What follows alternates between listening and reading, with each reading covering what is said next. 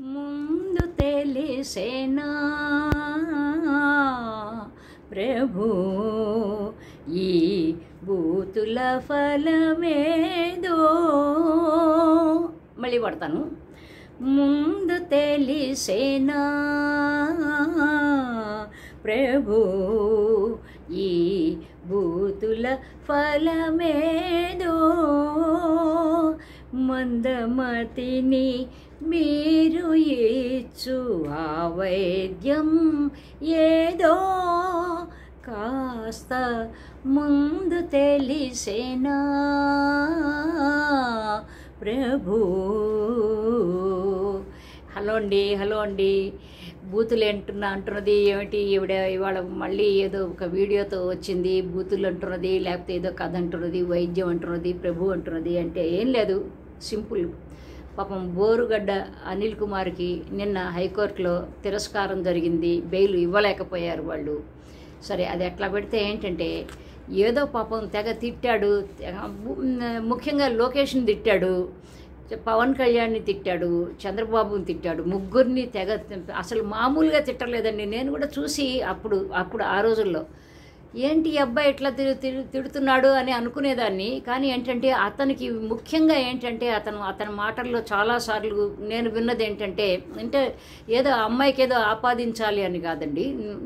నాకు అర్థమైంది ఏంటంటే సుచరిత హోమ్ మినిస్టర్ ఉండేది కదా, ఆ అమ్మాయి ఫ్యామిలీకి కాస్త ఏదో దగ్గరగా ఉండేవాడు. వాళ్ళకి ఏవో చిన్న చితక పనులేవో అవి ఇవి మామూలు బయట పనులు అవి ఇవి చేసి పెడుతూ ఉండేవాడేమో. ఏదో అంటే ఏంటంటే కాన్ఫిడెన్షియల్ పనులేవో ఉంటాయి కదా, ఏదో బజారుకు పోయి అవేవో తీసుకురావటం అట్లాంటివి ఏదో ఇది అని నేను చెప్పలేను. కానీ మొత్తానికి అయితే అంతరంగికంగా ఉండే పనులేవో చేస్తూ ఉండేవాడేమో. అందుకని ఏంటంటే చూసుకుని విర్రవీగిపోయాడు పాపం. ఇంకోటి ఏంటంటే చాలామంది అనుకున్నారు ఆ రోజుల్లో ఇంకా నెక్స్ట్ వైఎస్ఆర్ కాంగ్రెస్ పార్టీయే వస్తుంది, ఇంకా జగన్మోహన్ రెడ్డి మళ్ళీ చాలా కాలం ఇంకా 2-3 సార్లు ముఖ్యమంత్రిగా ఉంటాడు అని. అదే ఇతను ఫిక్స్ అయిపోయాడు పాపం. ఈ బోరుగడ్డ అనిల్ కుమారు ఎంత పడితే అంత ఏదో పవన్ కళ్యాణ్ చీటర్ అన్నాడు, లేకపోతే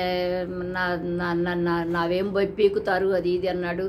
చాలా చాలా అసహ్యంగా ఏంది. ఒక మాట చెప్తాను, రాజకీయాలు అవి ఇవాళ ఉంటాయి, రేపు వెళ్ళిపోతాయి. రాజకీయాల్లో పదవి ఇవాళ ఉంటుంది, రేపు వెళ్ళిపోతుంది. కానీ ఏంటంటే మనం చేసిన ప్రతి చర్య కూడా జనాల్లో కలిసిపోతుంది అనమాట. జనాల్లో ఎప్పటికీ ఉండిపోతుంది. ఇంకొక విషయం నేను డిస్క్లైమర్ ఏం చేస్తున్నానంటే, ఇవాళ ఏదో అతన్ని చూసి అతను బెయిల్ రాలేదని నేనేదో ఎగతాళి చేసి పాటలు పాడి ఏదో ఆ పాటలతో నేనేదో హ్యూమర్ చేసి ప్యారడీ చేయటం లేదండి. మామూలుగా అసలు నాకు ఎందుకంటే రాజకీయాలైనా జీవితాలైనా చాలా ప్రాయాలు ఏంటంటే ఇవి చాలా తాత్కాలికమైనవి. ఇవాళ మనం పదవిలో ఉంటాము, రేపు ఈ పదవి వీడిపోతుంది అనుకోండి, రేపటికి ఇవాళ నిన్న అయిపోతుంది. అరే మనం ఆ రోజు నా పదవి వెలగబెట్టామే, అలా చేస్తే బాగుండేది, ఇలా చేస్తే బాగుండేది అనుకుంటాం అనమాట. కాబట్టి ఏంటంటే నేను ఇదే కోణంలో చూస్తానండి. నేను ప్రతిదీ కూడా అన్నిటినీ రాజకీయాలు కావచ్చు దేని కానీ సీరియస్గా తీసుకోను నేను. అంటే నేను చెప్పే మాటలు సీరియస్గా తీసుకుంటాను తప్ప ఏ విషయం కూడాను సీరియస్గా తీసుకోను నేను. అస్సలు ఏ విషయం కూడా సీరియస్గా తీసుకోను. అయితేనండి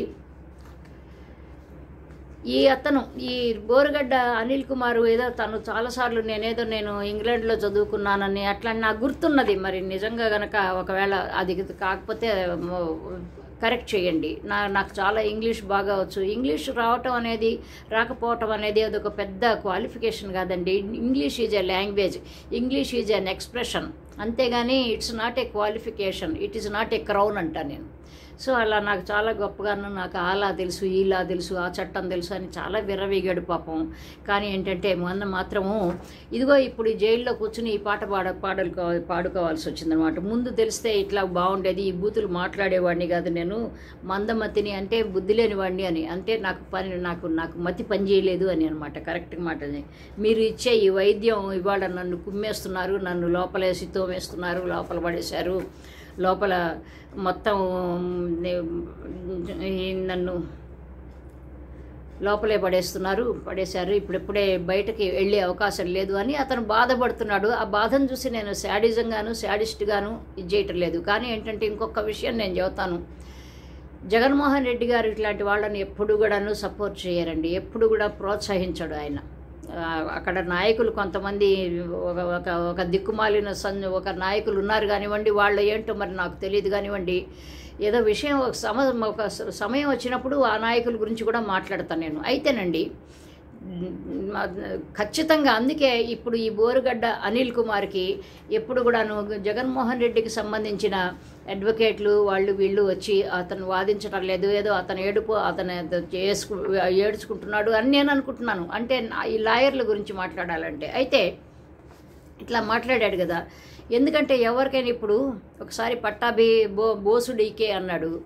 అయితే అన్న తర్వాత ఏమైంది, అతన్ని ఆ రోజున చాలా విరగబడి అనేసేసాడు. ఎందుకంటే గుడ్ బుక్స్లో హైకమాండ్ గుడ్ బుక్స్లో ఉండాలి అని. కానీ ఇవాళ సోదిలో లేకుండా అయిపోయాడు కదా. ఇప్పుడు సంవత్సరం అయిపోయింది ఆల్మోస్ట్ ఈ కూటమి ప్రభుత్వం వచ్చి. నిజంగా కనుక గ్రాటిట్యూడ్ ఉంచుకుని చంద్రబాబు గారు ఏదన్నా చేయాలంటే చేసేవాళ్ళు. కానీ ఏంటంటే నచ్చదనమాట. ఇవాళ వీడు ఇట్లాగ వాళ్ళు ఎవరినో తిట్టాడు, రేపు మన కూడా ఇట్లాగే తిడతారు కదా అని కాస్త ఆలోచించే వాళ్ళకి ఆలోచన వస్తుంది. కాబట్టి ఏంటంటే ఇట్లాంటి వాళ్ళకి ఎప్పుడు కూడాను ఈ బోరుగడ్డ అనిల్ కుమార్ కావచ్చు, లేదా పట్టాభి కావచ్చు, మొన్న తను ఎవరో కిరణ్, వీళ్ళందరికీ కూడాను పుట్టగతులు ఉండవండి. యాక్చువల్గా చెప్పాలంటే వాళ్ళెవరో నన్ను ఎవరో వస్తారని ఏదో చేస్తారని ఎదురు చూసి మోసపోకుమా అని పాట ఉంటుంది కదా, అది పాడుకోవాల్సి వస్తుంది అనమాట. కాబట్టి ఏంటంటే అయితే ఈ తల్లి ఏదో ఒంట్లో ఇతను ఒక చిన్న డ్రామా ఆడాడు. డ్రామా వేస్తే హైకోర్టు వాళ్ళకి అర్థమైపోయింది. ఏ డ్రామా అంటే తల్లికి ఒంట్లో బాగాలేదు కాబట్టి ఏంటంటే నాకు బెయిల్ కావాలి అని పిటిషన్ వేశాడు. అయితే కోర్టులో వాళ్ళు నమ్మలేదనమాట. ఎందుకంటే ఏదైతే సర్టిఫికేటు మెంటల్ సర్టిఫికేట్ ఎవరైతే ఇచ్చిన వాళ్ళు డాక్టర్లు ఏంటంటే అది నకిలీ సర్టిఫికేట్ అని చెప్పేసి వాళ్ళకి అర్థమైపోయింది హైకోర్టు వాళ్ళకి. కాబట్టి ఏంటంటే ఆ సర్టిఫికేట్పై గుంటూరు లలిత ఆసుపత్రి వైద్యుడు పివి రాఘవ శర్మ సంతకం ఉండటంతో పోలీసులు ఆయన వివరిస్తే అది నా సంతకం కాదు, నేను ఇవ్వలేదు అని చెప్పేసాడు. నకిలీ సర్టిఫికెట్ వ్యవహారం పైన నిన్న హైకోర్టులో విచారణ జరిగింది. ఈ సందర్భంలో వైద్యుడు డాక్టర్ రాఘవ శర్మ పోలీసులకు ఇచ్చిన వాంగ్మూలంతో బోరుగడ్డ విభేదించాడు, బోరుమని బాధపడి ఉంటాడు. ఈ నేపథ్యంలో జ్యుడిషియల్ ఫస్ట్ క్లాస్ మ్యాజిస్ట్రేట్ వద్ద వైద్యుడి వాగ్మూలాన్ని నమోదు చేయించి తమకు పంపాలని గుంటూరు జిల్లా ప్రధాన న్యాయమూర్తి PDJ హైకోర్టు ఆదేశించింది. మరోవైపు బెయిల్ పిటిషన్ విచారణ జరుపుతున్న బోరుగడ్డ తరఫున న్యాయవాది అభ్యర్థనను హైకోర్టు న్యాయమూర్తి జస్టిస్ టి మల్లికార్జునరావు తోసిపుచ్చారు. ఇది సంగతి. అయితే ఇది Mallikarjunarao guarantee if I'm not mistaken ఏంటంటే ఈయన తల్లాప్రగడ మల్లికార్జునరావు గారు అనుకుంటాను. చంద్రబాబు గారికి ఎవరైతే బెయిల్ ఇచ్చారో బెయిల్ ఇవ్వటానికి హైకోర్టులో ఎవరైతే న్యాయమూర్తి ఉన్నారో ఆ న్యాయమూర్తి అనుకుంటున్నాను. అంటే ఎవరైనా కావచ్చులేండి. ఇప్పుడు ఎందుకంటే ఈ నకిలీ సర్టిఫికేట్ అని తేలిపోయింది, అది గుర్తించింది హైకోర్టు గుర్తించిందంటే హైకోర్టు అని ఒక కుర్చీ గుర్తించదు కదా. ఆ కుర్చీలో ఉన్న టి మల్లికార్జునరావు గారు, జస్టిస్ మల్లికార్జునరావు గారు. నేను ఎందుకంటున్నానంటే నాకు గుర్తు అనమాట. ఎందుకంటే ఇంకొక మల్లికార్జునరావు గారు లేరు ఇక్కడ హైకోర్టులో జడ్జిల్లో, ఒక మల్లికార్జునరావు గారే ఉన్నారు నాకు తెలిసి. అది కూడా తల్లాప్రగడ మల్లికార్జునరావు గారు అనమాట. బహుశాను ఆయన ధర్మాసనం ఆయన బెంచ్కి వెళ్ళినట్టున్నది. కాబట్టి ఏ బెంచ్కి వెళ్ళినా కానీ ఇది మాత్రము ఇప్పుడు ఈ బోరుగడ్డ అనిల్ కుమార్ మాత్రం ఏంటంటే ఇతనికి గడ్డు కాలమనే అనిపిస్తున్నది. చాలా ఇంత బాధపడిపోయి ఇంత అనవసరమైనవి పెచ్చడిల్లిపోయి ఇష్టం వచ్చినట్టు మాట్లాడి ఇష్టం వచ్చినట్టు బూతులు తిట్టకూడదండి. ఎవరిని కూడాను బూతులు తిట్టకూడదు. డెరాగేటరీగా అంటే పరువుకి సంబంధించిన చాలా దరిద్రపు కొట్టు మాటలు మాట్లాడితే ఇదిగో ఇట్లాగే ఉంటుంది. ఎవరు ఊరుకోరు. ఇప్పుడు ఈ కిరణ్ ఎవరో ఉన్నాడు, అబ్బాయి ఎవరో తిట్టాడు, రేపు ఊరుకోరు కదా వాళ్ళు. ఎవరు కూడా ఎవరు మామూలు ఒక చిన్న కుక్కని దెబ్బ కొడితేనే అది అంటుంది. అట్లాంటిది మనుషులు ఎందుకు ఊరుకుంటారు చెప్పండి. కాబట్టి సో అది సంగతి. బోరుగడ్డ మాత్రం బోరుమని కొంతకాలము విలపించాల్సిందే. ముందు తెలిసేనా ప్రభు ఈ బూతుల ఫలమేదో మందమతిని మీరు ఇచ్చు వైద్యం ఏదో కాస్త ముందు తెలిసేనా ప్రభు